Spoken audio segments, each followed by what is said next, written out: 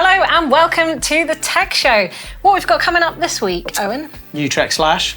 We do. We've got a chain guide that's greasable as well. Very excitingly, the new Mavic D-Max wheels. That's right. And we discuss the industry's biggest mistakes. Or not mistakes, because some of them might be quite good, actually. Maybe. Well, we'll see about that. All that and more, stick around.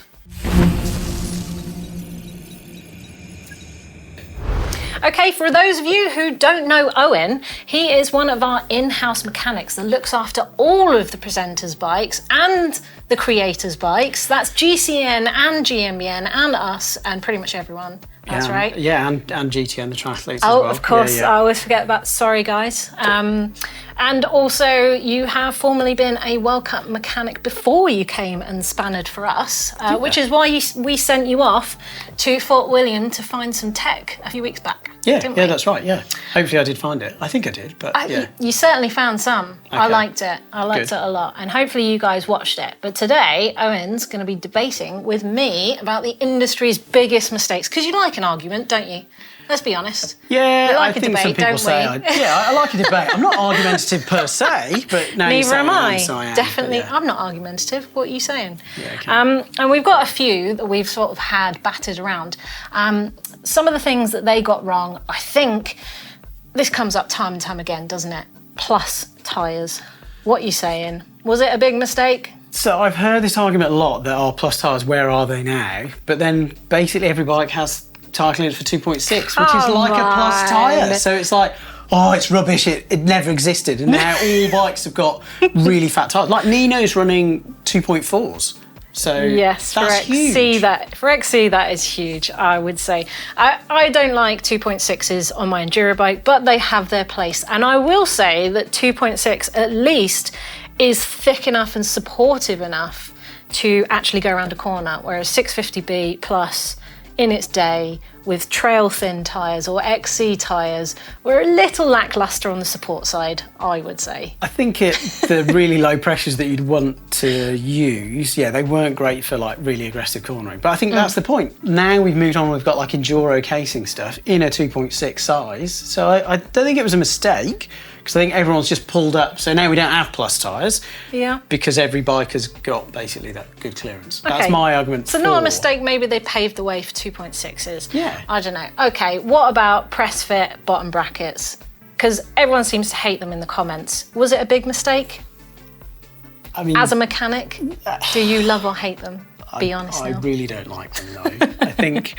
Why not? I think the original idea, and there's like loads of old school bikes, like some Charlie Cunningham bikes had press fit bottom brackets in alloy frames for him, but back in the day some of the steel bikes had press fit bottom brackets too, some of like early fat chances, and they were really good because you're getting rid of a bearing cut which you were threading in, so it's a bit lighter, and because it's metal, if the surface isn't there you can cut it. But where we just morphed that technology over from alloy road bikes onto carbon mountain bikes, we're like, surface that isn't round, so it's going to be creaky, and we've just made it an even bigger, creaky, echoey chamber. So for me, it's just, no. I'll agree that I do not love the creaks when it happens, but a good working press fit bottom bracket means that you can have this oversized bottom bracket area that's nice and rigid. You can put the power down in an XC bike, it makes it lighter and stiffer, and that's what you want in an XC bike.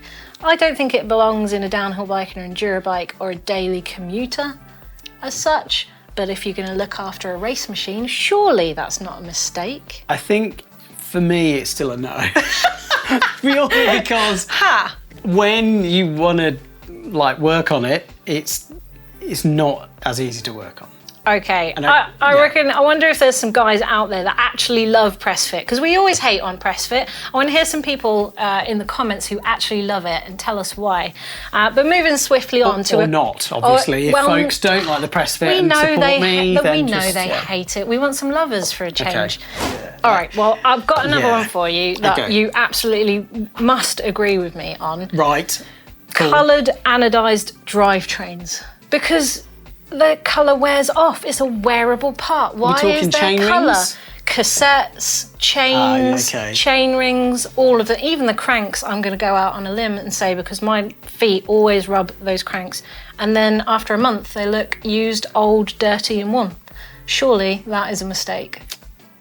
Come on, Owen, come on. I think I'm old school enough to remember there was a really cool company called Paul's Components who make really nice anodised stuff. And they did a really iconic rear mech that was like super iconic. And now we've still got some manufacturers that are doing rear mechs again in anodised colours.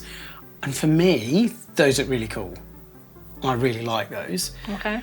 The chain rings, the kind of matchiness, which was like peak 90s, where you had to have purple hubs and purple bar ends and stem. Yeah, okay, that was too much. And drivetrain bits, it is a wear item. So I kind of agree with you, because it is like, you're going to put oil on it, then it's going to get dusty and dirty, and it's just going to wear off. So, but often there's no price difference. So if colours float your boat, then go wild. But yeah. All right, okay. One last one, because we said 5 wrongs.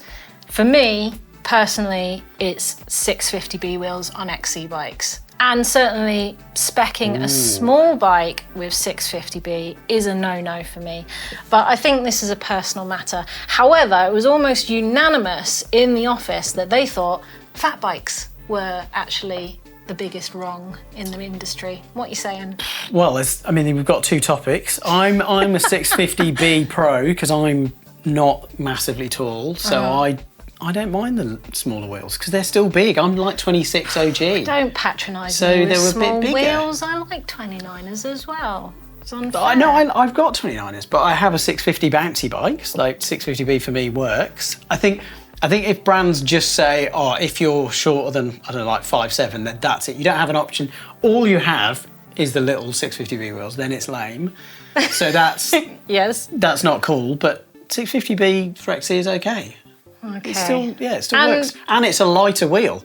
Yeah. I know, like, there's a guy, Andrew Feather, who, from other channels, people may know him. From GCN, yeah. From GCN, yeah. He's quite quick on a bike, to be fair. He will be much quicker than me.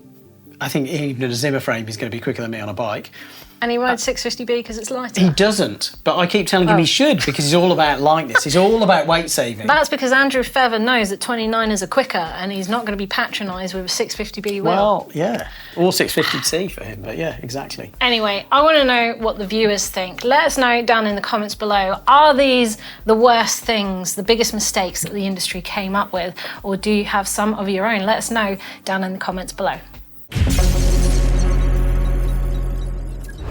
News. In the news, new stamp ones, 2 different sizes, which is good for different size feet. Uses iGUS internals, which there's a video on. I'm sure there's a link below. Yeah, it was a very engaging one I did a few weeks ago. So really new shape, very different from the old stamp one. You've got replaceable pins, which are a really fun feature. They thread out or thread in from one side. And yeah, they look awesome actually. Nice concave shape. Different from the previous one quite considerably. So looking forward to trying a set. Excellent. Also, there is a new track slash. Well, actually, we did sort of spot Hattie Harnden racing this last week, and we speculated that a new track slash with high pivot would be coming about. And in the meantime, they have actually dropped that. So check this out on screen. It looks kind of a hybrid of the old slash and the new session. But basically, they've updated the old slash to have slacker geometry. You also have an angle adjust headset cups in there for 1 degree of change as well, and that head angle would be a super slack 63.3 or a 62.6 degree head angle. The seat angle would be 74 in slack mode, and they've got a few strange sizings. So they've got small, medium, large, and extra large, and basically it's increased from 160 mils of travel up to 170. And although it is a mixed wheel setup for most sizes, the smalls get the 27.5 front and rear. So obviously that's cool. upset me. But they've also updated some frame protection and tried to make it a lot quieter as well. So keep an eye out for that. I think it'll be rapid. Hattie's very fast. So yeah, be good to see how quick that goes. Also, as mentioned in the top of the show, Mavic have got a new D-Max. So D-Max is the downhill wheel set that they've had for a long time. It's been relaunched. Details are a little bit limited, but we know that it's going up from a 28mm internal to a 30mm profile. So yeah, be exciting to see more info on that one. And also, it looks like they're bringing yellow back, Ooh, which is super great. exciting. Mavic yellow. Don't call it a comeback, it never went.